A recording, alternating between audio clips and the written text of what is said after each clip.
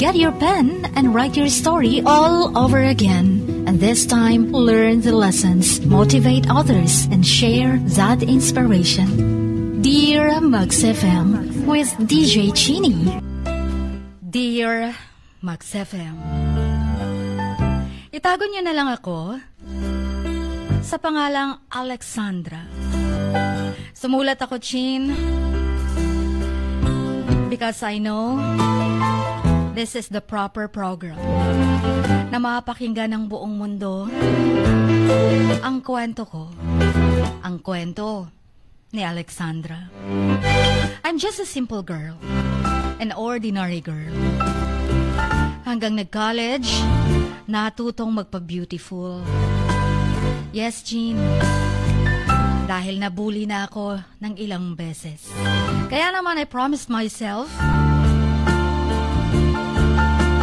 I have to be very beautiful sa paningin nila. And when I graduated in college, naging maganda nga ako sa mga lalaking nakapaligid sa akin.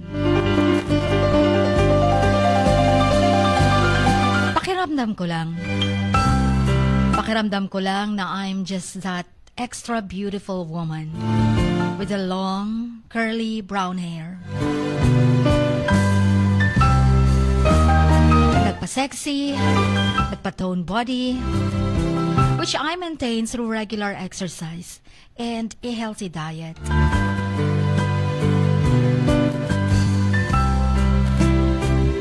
Isa pa doon, nung nagkatrabaho ako, nahilig ako sa mga designer clothings.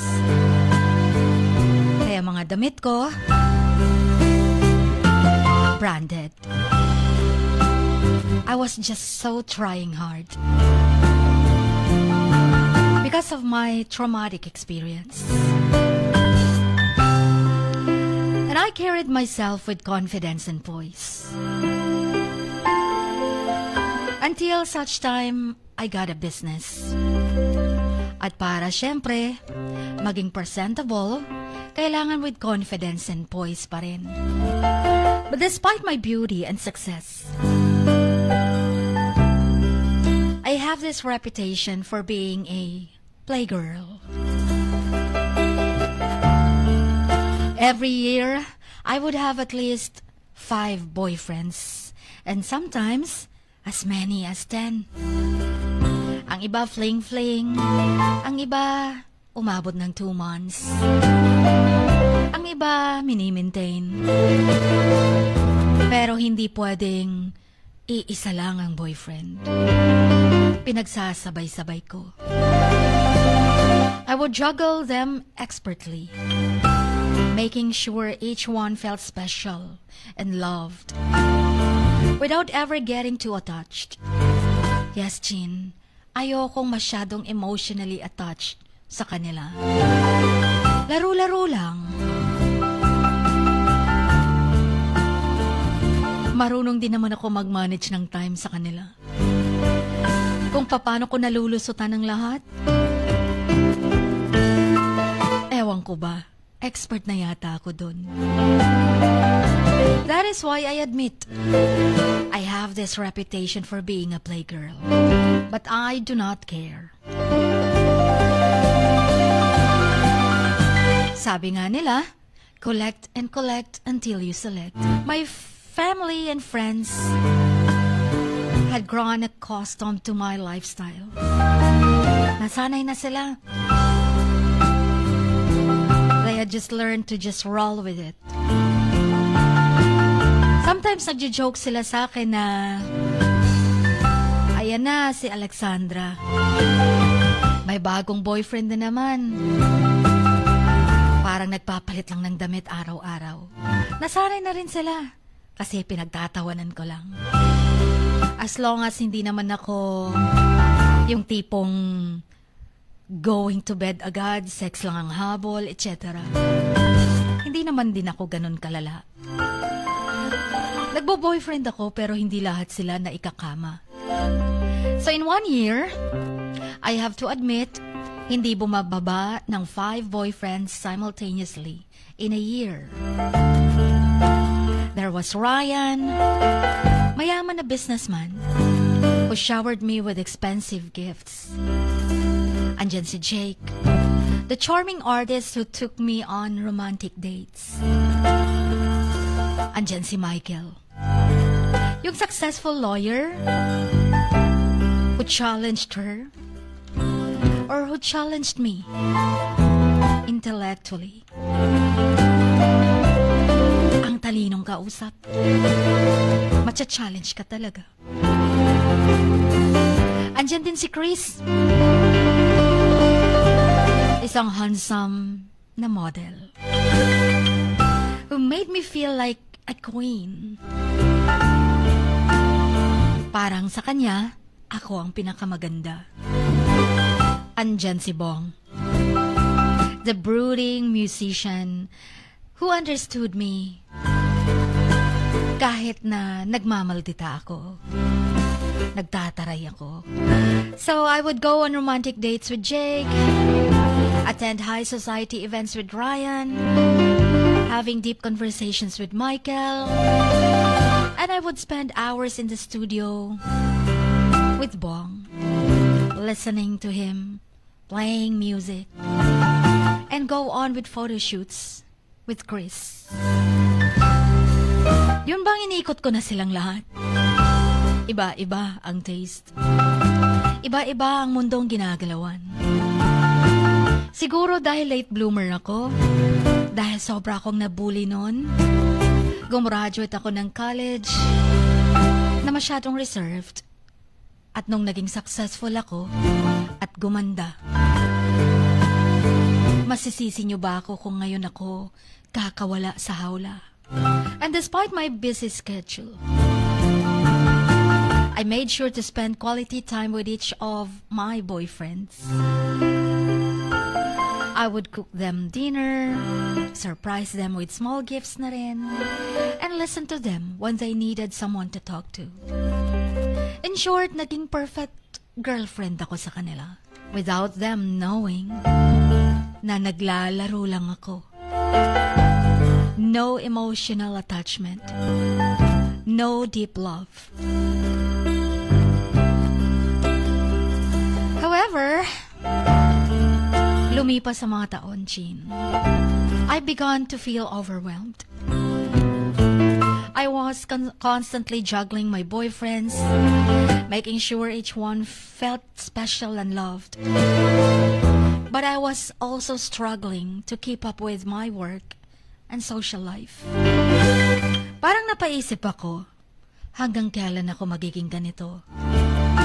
Dahil sa lahat ng boyfriends ko, walang nag-dare na mag-propose sa akin. Wala yatang gustong magpakasal. O dahil nararamdaman nila na naglalaro lang ako sa kanila. O baka alam nila na pinagsasabay ko sila.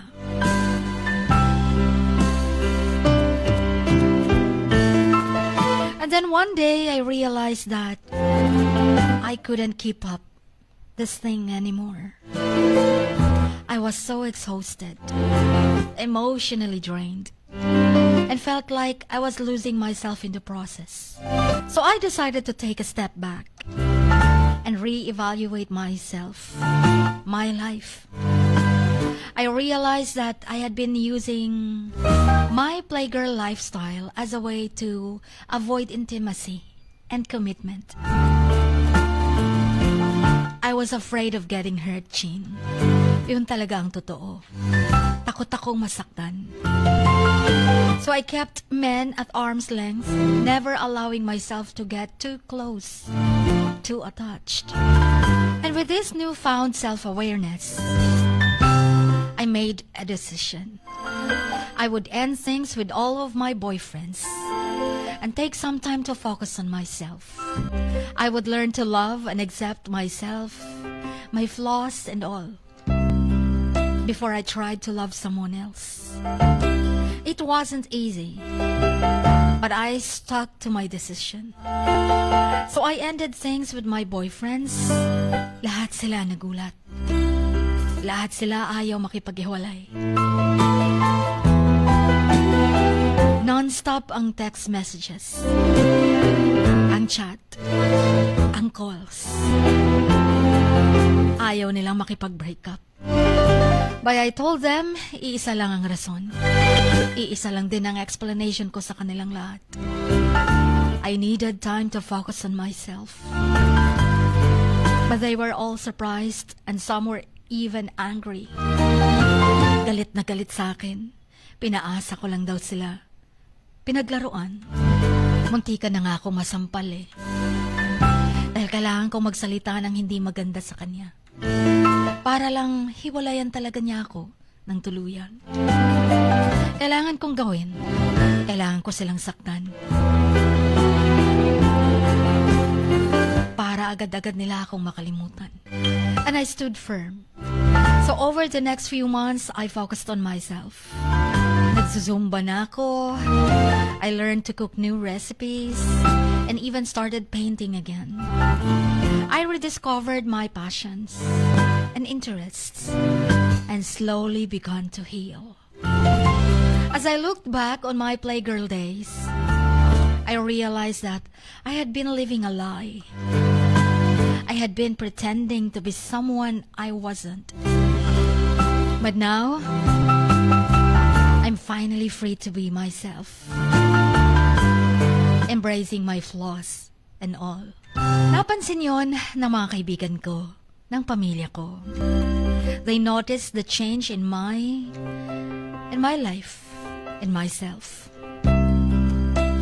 And they were proud of the progress I had made. They encouraged me to keep focusing on myself and to not settle for anything less than what I deserved. Buti na lang andyan sila. Sinusuportahan ako. Tanggap ako bilang ako.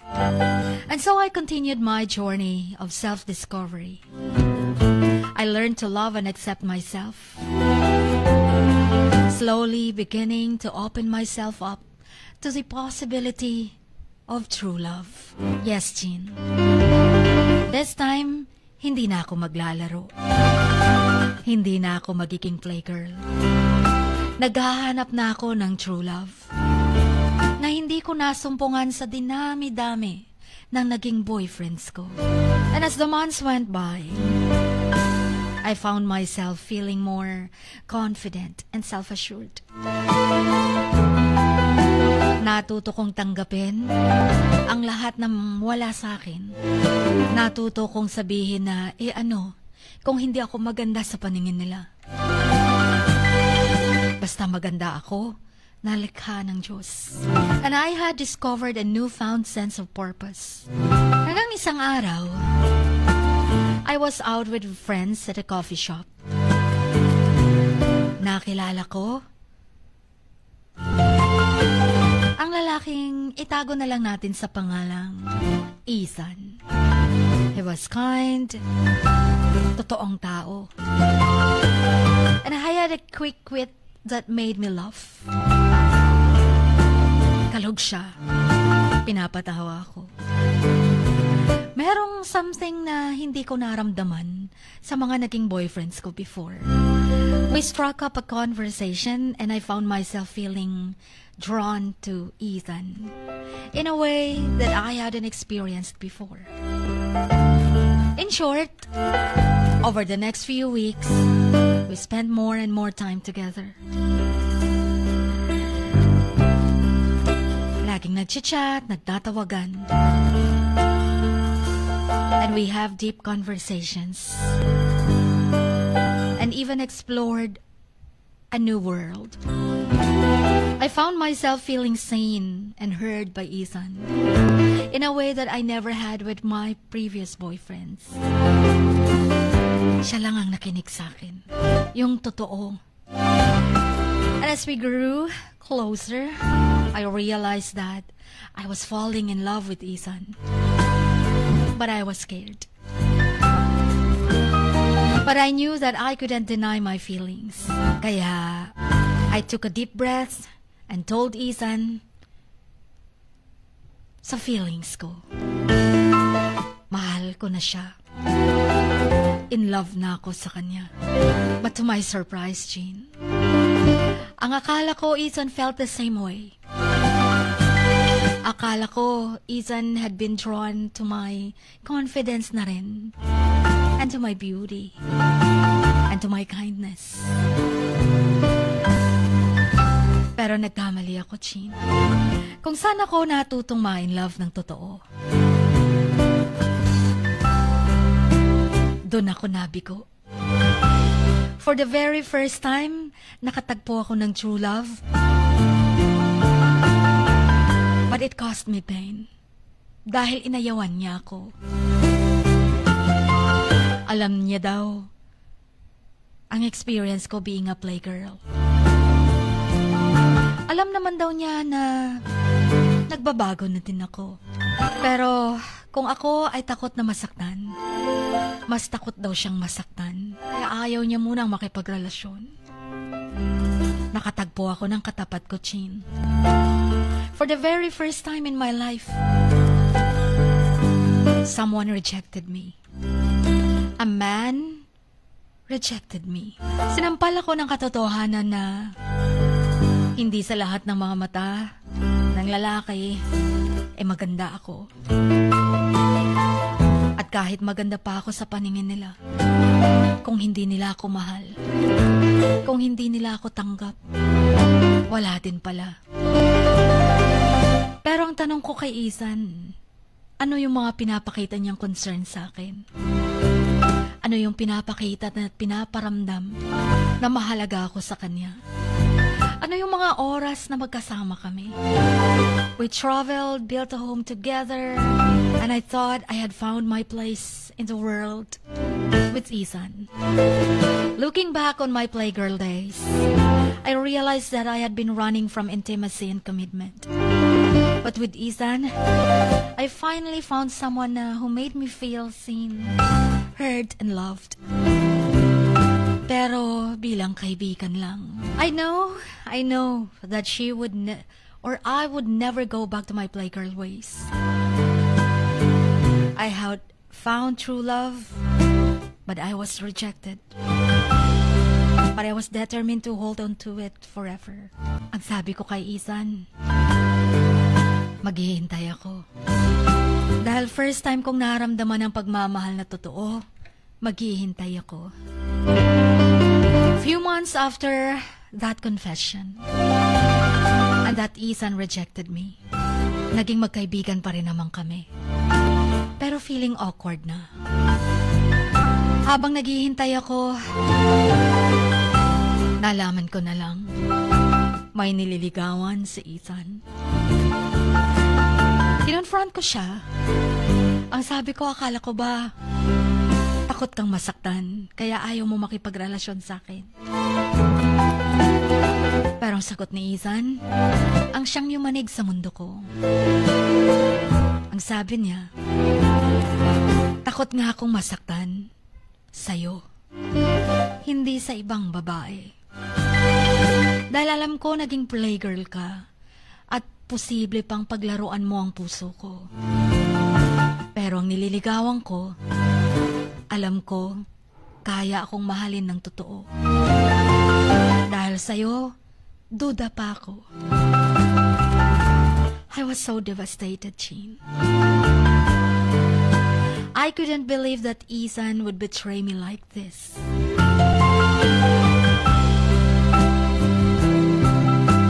Hindi pala niya ako binitray dahil walang kami.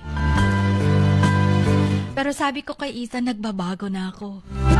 I changed a lot simula nang especially nung nakilala ko siya. At totoong-totoo ang pagmamahal ko sa kanya. But Ethan said to me, I'm sorry. Tears streaming down my face, Jean. Umiiyak ako non-stop. I was heartbroken. I didn't know if I could ever forgive him. Alam ko wala siyang kasalanan. Pero akala ko kasi hindi pa siya handang makipagrelasyon. Sa akin lang pala. Pero hindi sa iba.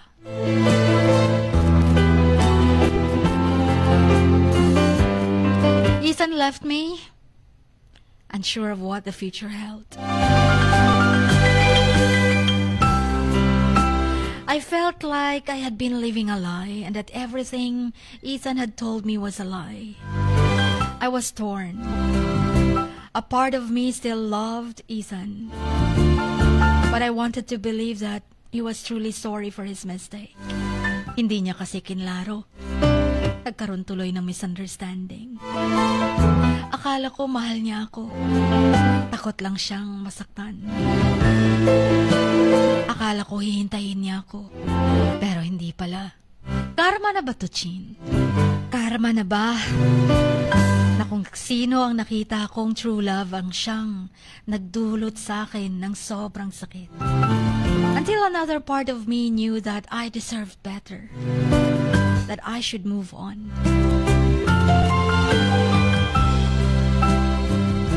And as I struggled to make a decision, I realized that I had been given a second chance.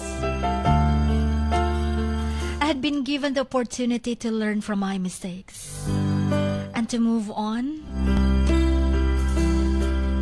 from being a playgirl. I know it wouldn't be easy, but I was ready to move on and start a new chapter in my life.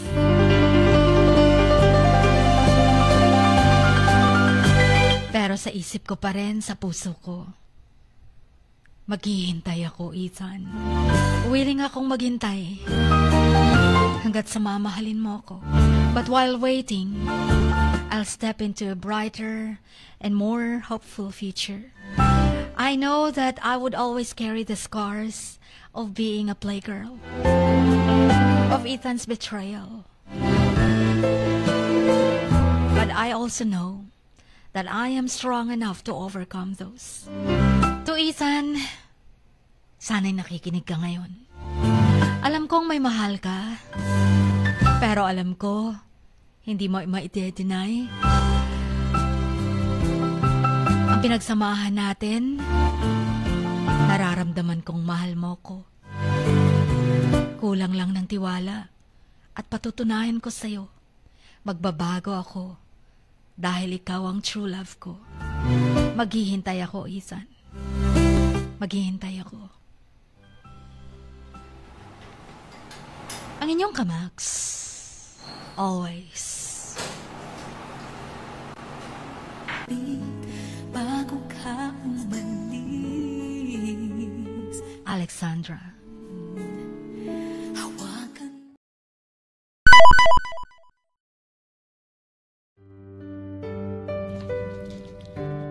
Sa bawat pagluha mo, may nakatagong kwento.